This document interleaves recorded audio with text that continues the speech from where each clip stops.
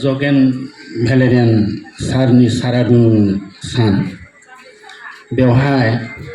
नुजाफैनाय जोंहा जायख्लं फैसालि समाज सिबियारि गौथुमनि मावथि फारिया नोंथांमोन जा दुलाराय बेयावसो लोगोसे बेयाव नुजाथिफैनाय मेलेमजिबि नोंथांमोन आइ आफा बिदा फंबाय बिब' बिनानावमोन गासैखौबो आङो आंनि गोसो सिंनि गाहाम हामलायनायखौ होबाय। थ' नंगौ मानसिया जोनोम जायो सानसे आरो सानसे थैलाङो बे जाय नियतिनि बिधान बेयाव जोंहा आखाइ गैया। এই যে जोनोम जागोन आरो मोनसे दिन निर्धारन जाना थाखायो जे सानसे थैगोन। बे थैनाय आरो उजिनाय आरो थैनायनि এই যে बिराद गेजेरनि सम बे जाबाय मानसिनि शिक्षा दीक्षा लानाय सम कर्म जीवन सम थाखा फैसा आरजिनाय सम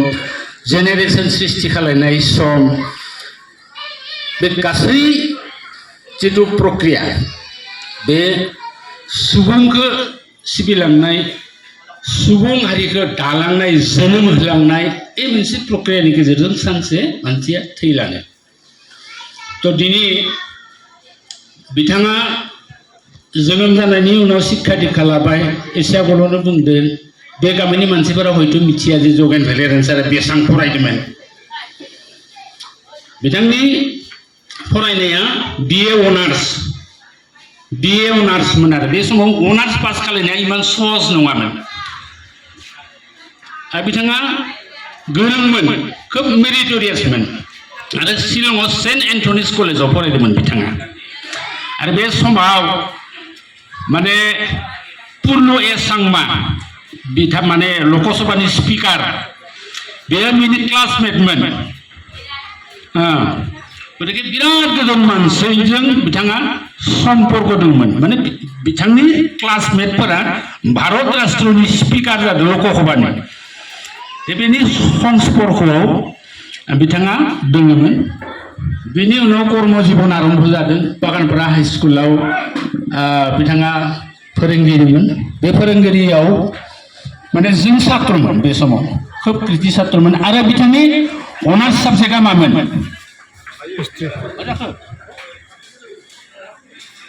बिथाङा हिस्टरि साबजेक्टआव अनार्स लादोंमोन। हिस्टरि जों मिथिगौ माने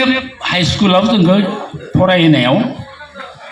अखम बुरन्जि भारत बुरन्जि इउरपनि बुरन्जि एसियानि बुरन्जि ओरैबायदि मुखस्थ'खामोन बिजाबखौनो नायामोन जे औरंगजेबनि काहानि माने औरंगजेब भारत बुरन्जि होनोबा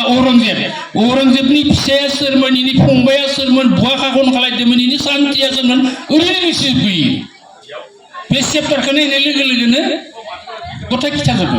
अखम बुरन्जिखौ जि आरम्भ खालायगोन अखमाव सोर सोर राजाया राज खुंदोंमोन गासैखौबो मिथिजोबो। खोब धुनियाखौ जोंखौ फोरोंहोदोंमोन। थ' शिक्षकतानि जिबनाव बिराद गोरोंमोन। बिनि उनाव समाज सिबिनायनि लाइनाव बिथाङा फैबाय। बेयावबो जों मोनदों रमान स्क्रिप्टनि आन्दलन बर' थुनलाइ आफादनि जे आन्दलनमोन रमान स्क्रिप्टनि आन्दलनाव बिथाङा मुख्य भूमिका लादों बागानपारायाव बेखौ जों नुबोदों। बेनि उनाव उदयाचल आन्दलन रेल रुखु बिथाङा एजा बियसरा बुंदों थानेसरा बिथाङा सेक्रेटारिमोन नलबारि जिल्लानि PTCनि बेयावबो मुख्य भूमिका। बे समाव थारमाने बर'आनो एकमोन दानि बायदि गुलाय गुजाय माने पार्टिबो गैयामोन बे समाव। माने आबसुनि कनफारेन्सफोराव मोनसे मेथाइ आं दाबो मोनाव दङ बर' हारिनि खौसेथिखौ लानानै जे गोदान गोदान गोदान सिमां सुजुजों दावगाफुनाय बर' हारिया मात्र जाथिखौ दानायनिसो सिमांयाव दांनाय हमनाय जेबो गैया गोदान गोदान सिमां नुदों आरो जों बे फोरोंनांगौ गेदेर गेदेर इउनिभारसिटिफोराव फरायनो थांनांगौ बे धरननिसो सिमां आरो जाथिखौ दानांगौ रावखौ फोरोंनांगौ बर' राव गेवलांथों बे धरननि खोथासोमोन आरो बे धरननि समयनि आह्वानाव बिथाङा लिडिं पार्सनमोन बे समाव बागानफोराव कलेज गायसननायनि आन्दोलन फैबाय नलबारि जिल्लानि साहा ओनसोलखिनियाव अर्थात बास्का कलेज गथाय बास्का एरियाखौ लानानै खामरिनानै थारमाने बास्का कलेज बेवहाय बर'नि गेजेराव प्रथम कलेज इंराजि मिडियाम फरायनांगोन एकदम नावकाटानिफ्राय बिथिं सालबारि कालेक्सन खालायोमोन बर' साहित्य सभाया तारमाने माबायोमोन दायित्व लायोमोन कालेक्सन गथाय खालायजोबनानै बास्का कलेजाव जमा जाफैयोमोन बेनि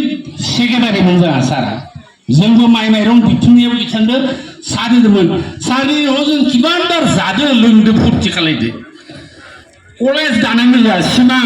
गोदान सिमां नुदो जोङो बिथांनि सिमाङा आधा जादों आधा जायासै बास्का कलेज खेत्रआव दै माने जुनियर कलेजा मोनसे समाव जों कलेज हिसाबै बारमोन बास्का कलेज खिन्थु मोनसे समायाव विभागीय माने किसुमान नीति नियमनि गेजेरजों फैनो गोनां जानायाव जुनियर कलेजखौ प्रभिन्सियेलाइज खालामनो गोनां जाहैदों लास्टआव थांनानै सिनियर कलेजनि कनसेप्सना लाना गैयामोन जुनियर सेनियरनि जुनियरखौ खालामबाय जेथिया सिनियर कलेज बनांबाय डिग्रिखौ जुदि बनायनो गोनांबा सिनियर कलेज नांबाय गतिके मा जाबाय बेयाव एक्सट्राके हा नांगौ जाहैबाय बास्का कलेजनाव थानाय हाखौ खावनै खालायना होबाय बेरा होनानै ओमफ्राय सोनाबनि फारसेखौ डिग्री कलेज सानजानि जुनियर कलेजआ दा प्रभिन्सियेलाइज दा सिनियर कलेजनि प्रभिन्सियेलाइजखौ सारा नुलाङासै गावनि सिमां सुजुनाय कलेजआ आधा जाबाय आधा जालाङासै किन्तु दा अन्तिम मुहूर्तआव बिथांनि आत्माया जुदि नाहरोब्ला जे बिथांनि साननायाबो जानायनि लामायाव फैगासिनो दोङो अलरेडि बिटिसि गभर्नमेन्टआ बेखौ मोनसे आयेनाव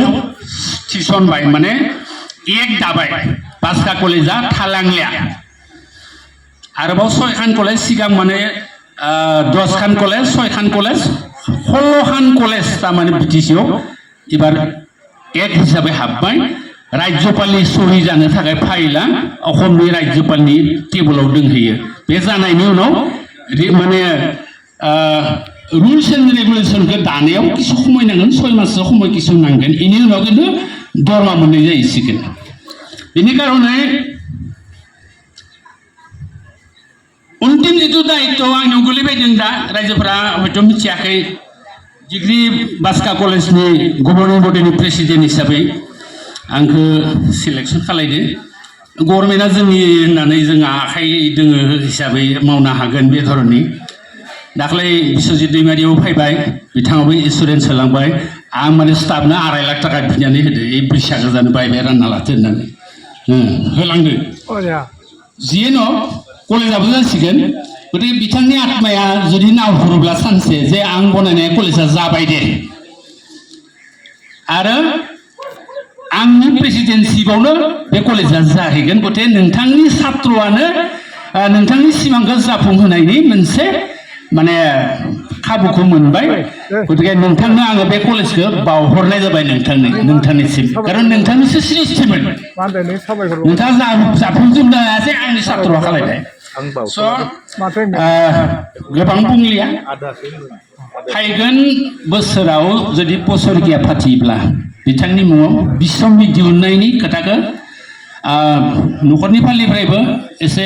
दायित्वखौ ला जोंनि फालनिफ्रायबो जों दायित्व लागोन अनसुंथाइफोरखौबो जोङो माने कालेक्सन खालायलायगोन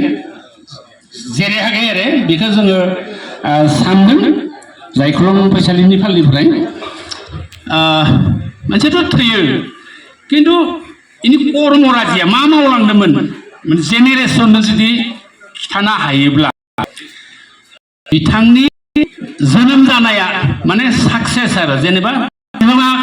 लांदोंमोन जायै लोङै जे थैलाङाखै मानसिया गथाय समयखिनियाव जन्म जोनोमनिफ्राय थैनायसिम बिथाङा बहुद बिहोमा होलांदों थुनलाइ आफादाव होलांदों ट्राइबेल हंग'आव होलांदों मास्टर हिसाबै होदों समाज सिबिनाय हिसाबै जों राजखान्थियावबो होलांदों गतिके बहुतआनो बहुद मिथिया अन्तिम माने हत्यागत अबस्थायाव आं रहिमनि फिसाजोनि हाबायाव फैनायाव हाबलांदों खिन्थु थैनायखौ आङो साननि उनावसो गम मोनदों न'आव गैयामोन आं बिबार बारसे बावनो हायासै आं खाबु मोनासै सारनो जेन' बिथांनि आत्माया जाहाथे आनान गसाइनि सेराव आलो गोजोनै थायो बेखौ आं हास्थायदों दुखुथिया न'खरनि बायदियाव लोगोसे फिसाला फिसौला बिहामजो गासैबो बिथांनि एबसेन्सआव जाहाथे मोजाङै सोलिनो हायो आनान गसाइया सक्ति होथों गोहो होथों दुखु जाहाथे सहायनो हायो बेखौ बोर सानस्रिथों